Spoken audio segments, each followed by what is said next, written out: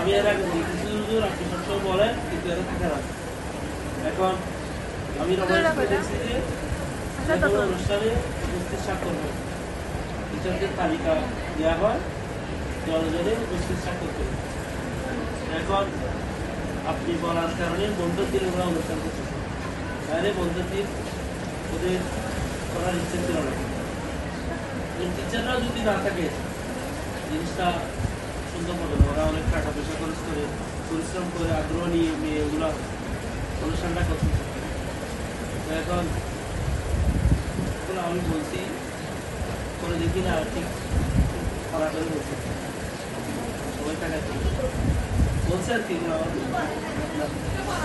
মোটামুটি টাকার মতো করে বলছে।